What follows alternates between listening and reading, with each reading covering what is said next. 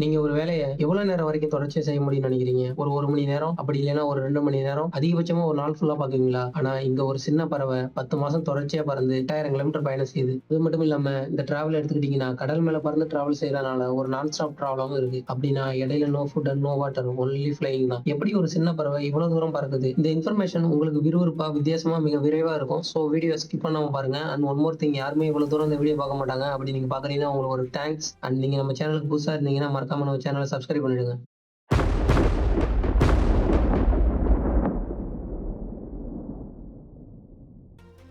Common shift என்று சொல்லக்கூடிய இந்த பறவை தான் அந்த சாதனைக்கு சொந்தக்காரர். இவர் தான் இப்படி பறந்து போறாரு. அண்ட் அது மட்டும் இல்லாம இவர் பறந்து போற வழி இருக்கே, அதுதான் இதுல ட்விஸ்ட்டே. அப்படி இந்த பறவை எங்க இருந்து எங்க டிராவல் ஆகுதுன்னு பாத்தீங்கன்னா, ஆகஸ்ட் டூ செப்டம்பர் மந்த் யூரோப்ல ஸ்டார்ட் பண்ற இந்த டிராவல் ஆப்பிரிக்கால போய் எண்ட் ஆகுது. அது மட்டும் இல்லாம இந்த டிராவல் கடல் வழியா இருப்பதனால ஒரு நான் ஸ்டாப் டிராவலா தான் இருக்கும்னு பார்த்தோம் இல்லையா? அந்த கடல் தான் 25 மில்லியன் கிலோமீட்டர் பரப்பளவு கொண்ட மெடிட்டேரியன் சி.